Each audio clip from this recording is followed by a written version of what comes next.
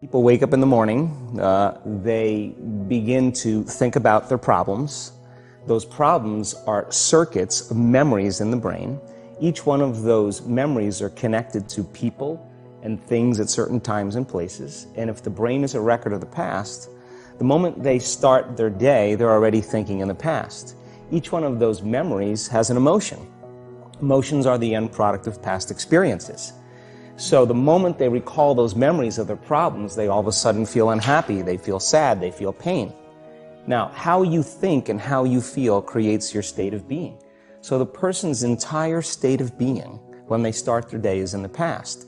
So what does that mean? The familiar past will sooner or later be predictable future.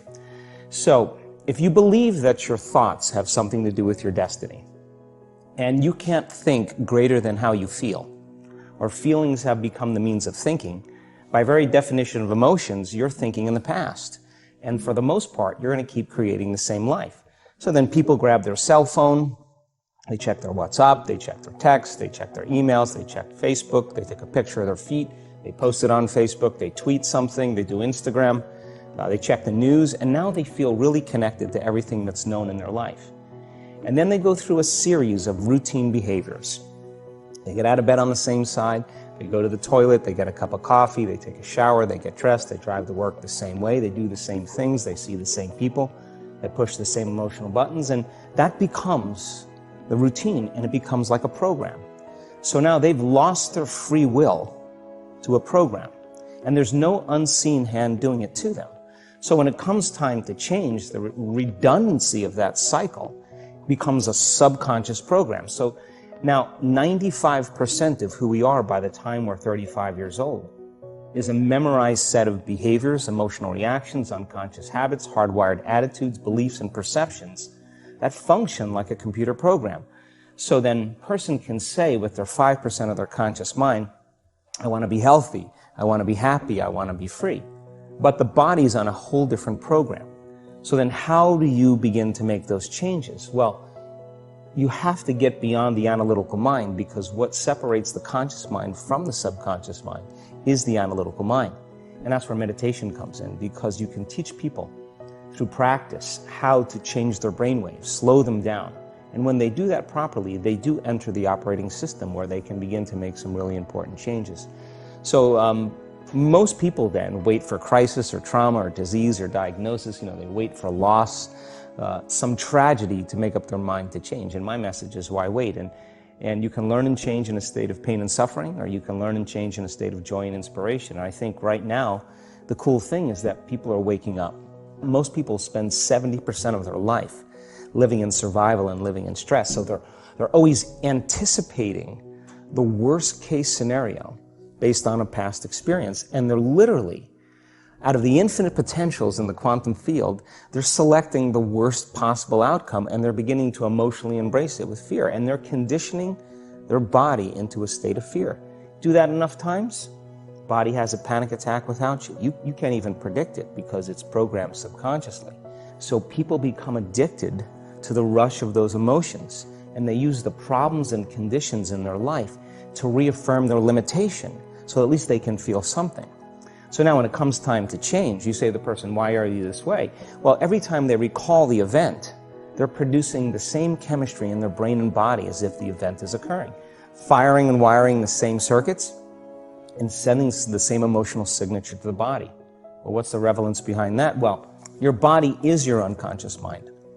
In a sense, if you're sitting down and you start thinking about some future worst-case scenario that you're conjuring up in your mind, and you begin to feel the emotion of that event, your body doesn't know the difference between the event that's taking place in your world, outer world, and what you're creating by emotion or thought alone.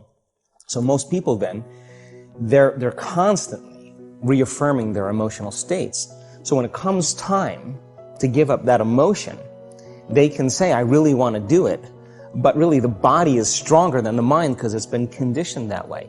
So the servant now has become the master. And the person all of a sudden, once they step into that unknown, they'd rather feel guilt and suffering because at least they can predict it. Being in the unknown, is a scary place for most people because the unknown is uncertain. And people say to me, well, I can't predict my future. I'm in the unknown, and I always say the best way to predict your future is to create it. Not from the known, but from the unknown. What thoughts do you want to fire and wire in your brain? What behaviors do you want to demonstrate in one day?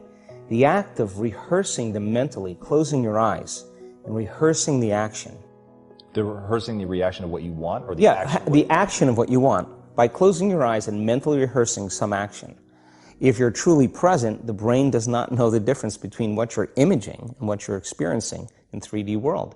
So then you begin to install the neurological hardware in your brain to look like the event has already occurred. Now, your brain is no longer a record of the past. Now it's a map to the future. And if you keep doing it, priming it that way, the hardware becomes a software program. And who knows, you just may start acting like a happy person. And then I think the hardest part is to teach our body emotionally what the future will feel like ahead of the actual experience. So what does that mean? You can't wait for your success to feel empowered. You can't wait for your wealth to feel abundant. You can't wait for your new relationship to feel love, or your healing to feel whole. I mean, that's the old model of reality, of cause and effect, waiting for something outside of us to change how we feel inside of us. And when we feel better inside of us, we pay attention to whoever or whatever caused it. But what that means then is that from the Newtonian world is that most people spend their whole life living in lack, waiting for something to change out there. What do you mean the Newtonian world? The Newtonian world is all about the predictable. It's all about predicting a future. But the quantum model of reality is about causing an effect. The moment you start feeling abundant and worthy, you are generating wealth. The moment you're empowered and feel it, you're beginning to step towards your success. The moment you start feeling whole, your healing begins. And when you love yourself and you love all of life, you'll create an equal. And now you're causing an effect. And I think that's the difference between living as a victim in your world, saying, I am this way because of this person or that thing or this experience. They made me think and feel this way. When you switch that around, you become a creator of your world, and you start saying, my thinking and my feeling is changing an outcome in my life. And now that's a whole different game, and we start believing more that we're creators of reality. And most people, when they have a thought, they just think that that's the truth. And I think one of my greatest realizations in my own journey was, just because you have a thought doesn't necessarily mean it's true. So if you think 60 to 70,000 thoughts in one day, and we do, and 90% of those thoughts are the same thoughts as the day before, and you believe that your thoughts have something to do with your destiny, your life's not going to change very much, because the same thought leads to the same choice leads to the same behavior creates the same experience, and the same experience produces the same emotion. And so then the act of becoming conscious of this process to begin to become more aware of how you think, how you act, and how you feel. It's called metacognition. And so then, why is that important? Because the more conscious you become of those unconscious states of mind and body, the less likely you're going to go unconscious during the day. And that thought is not going to slip by your awareness unchecked, because it means to know thyself. The word meditation means to become familiar with. So as you become familiar with the thoughts, the behaviors, and the emotions of the old self, you're retiring that old self. As you fire and wire new thoughts and condition the body into a new emotional state, if you do that enough times, it'll begin to become familiar to you. So it's so important, just like a garden. If you're planting a garden, you got to get rid of the weeds. You got to take the plants from the past year and you got to pull them out. The rocks that sift to the top that are like our emotional blocks, they have to be removed. The soil has to be tenderized and broken down. We have to make room to plant a new garden. So primarily, we learn the most about ourselves and others when we're uncomfortable.